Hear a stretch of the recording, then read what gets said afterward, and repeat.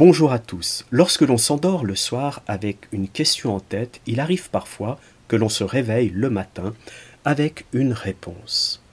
On trouve beaucoup d'exemples de personnes, notamment des scientifiques, qui ont trouvé des solutions dans leurs rêves.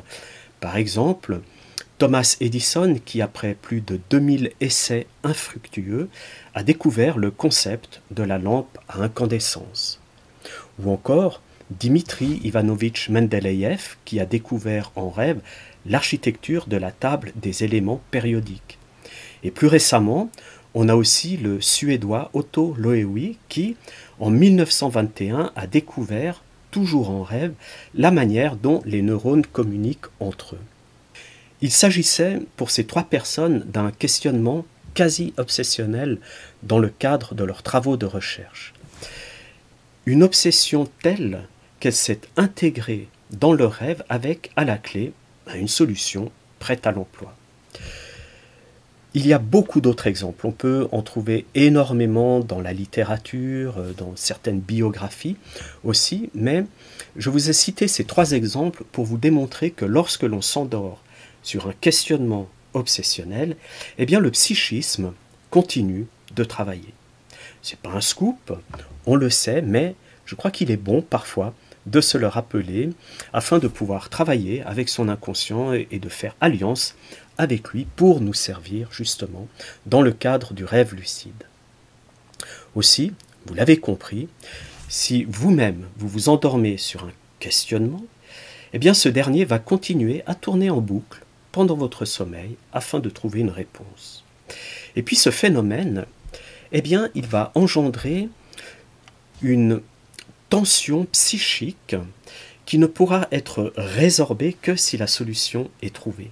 Et si cette solution est trouvée, ça fait un petit peu comme une décharge, et alors vous êtes en paix.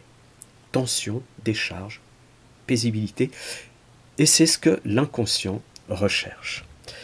Alors, c'est une méthode qui est très efficace et grâce à laquelle il est possible d'incuber un rêve en lien avec le questionnement. Dans le meilleur des cas, elle provoque une prise de lucidité, pour autant que l'on ait fait les inductions qui vont bien.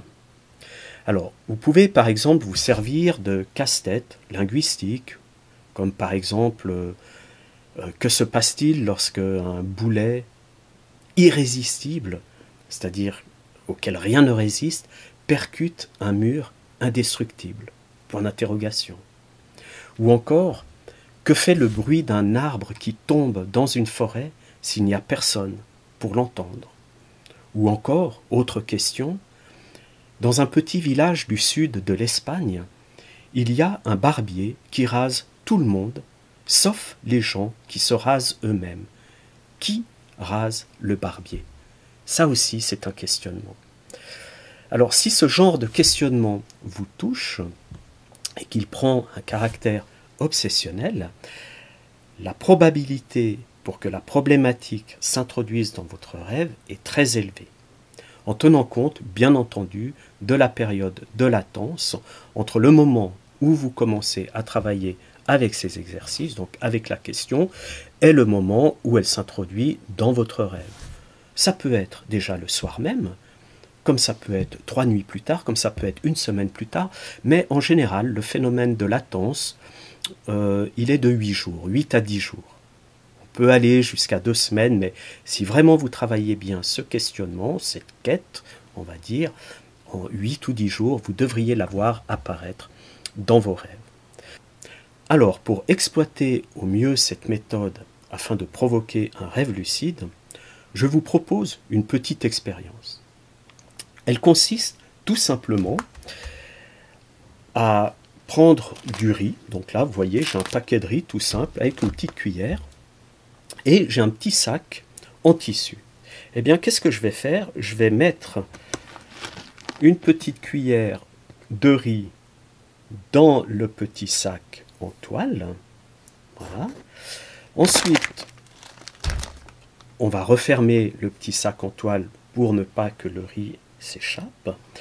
Et après, ce petit sac, vous pouvez le mettre sur votre table de nuit. Vous pouvez aussi le mettre sous votre oreiller, et rien n'empêche que vous pouvez aussi le tenir dans la main pendant que vous vous endormez. Et puis, l'idée, l'exercice, c'est de se dire, par exemple, c'est de vous dire, juste avant de vous endormir, mais mieux encore, lorsqu'il y a des réveils nocturnes au petit matin, vers 4h30, 5h, là où il y a vraiment beaucoup de phases REM, de vous dire, je vais demander à un personnage de rêve de me dire combien il y a de grains de riz dans ce sac. Voilà. Vous partez vraiment avec cette quête, avec ce questionnement, vous voulez absolument savoir combien il y a de grains de riz dans ce sac, et la personne qui est susceptible de vous donner une réponse, c'est un personnage que vous allez croiser dans un de vos rêves. Vous pouvez aussi ajouter à l'injonction, lorsque ce personnage de rêve m'aura donné la réponse, je saurai que je suis dans un rêve. Vous verrez alors qu'en insistant un peu, vous allez facilement, et ça je vous assure, que vous allez facilement arriver à programmer cette scène. Et d'ailleurs, beaucoup de rêveuses et de rêveurs lucides travaillent justement avec des objectifs, avec des quêtes, pour créer cette tension psychique qui va faire que le moteur un petit peu neuronal va tourner pendant toute la nuit et essayer de décharger, soit en accomplissant la quête, soit en trouvant la réponse. Et comme je vous l'ai dit tout à l'heure, essayez de travailler régulièrement chaque soir en vous endormant et aussi, et surtout, je dirais, la nuit, si vous vous réveillez. Et vous verrez que ça va marcher. J'ai mis du riz dedans, mais ça peut être autre chose.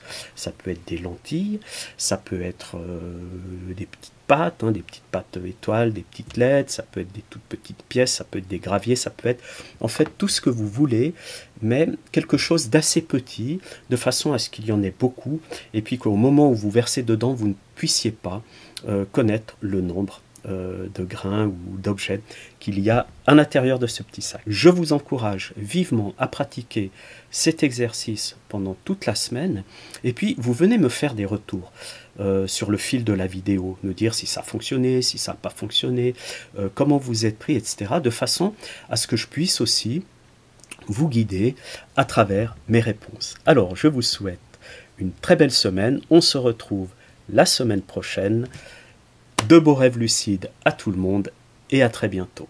Merci de votre attention.